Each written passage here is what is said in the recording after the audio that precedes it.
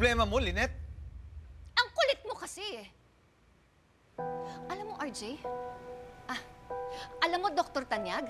Ang hirap kasi sa'yo, lahat ng gusto mo kagad, makuha kagad, hindi ka marunong maghintay. Ako?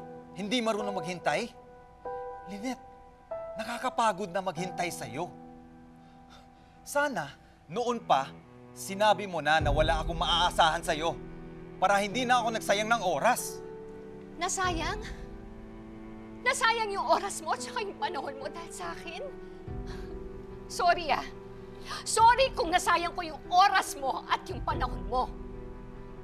Pero alam mo, Dr. Tanyag, kung talagang mahal na mahal mo ako, kahit gaano kahirap, kahit gaano kasakit, kahit gaano katagal, hindi ka mapapagod.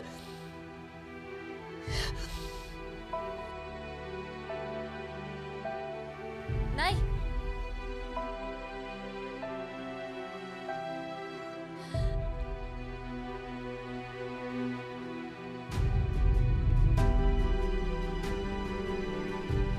Tay, ako na pong kakausap sa kanya. Sige, anak.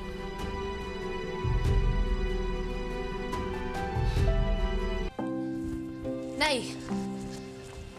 Nay, mag-usap nga po tayo. Bakit yun naman po inaaway ng ganun si tatay? Ako? Nang-aaway sa tatay mo? Eh, siya nga unang nang-away sa akin eh.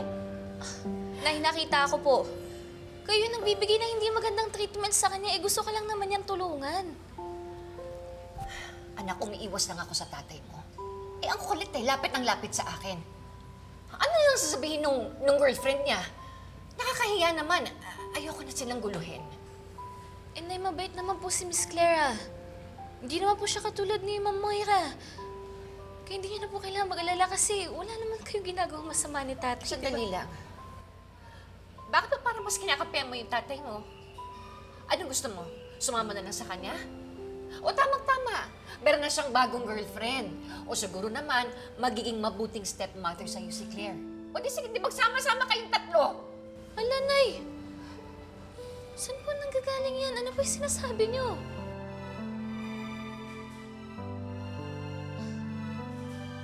Nay, akala ko po ba okay lang sa inyo naging... Okay ako. Ilang beses ko ba sasabihin sa inyo na okay ako?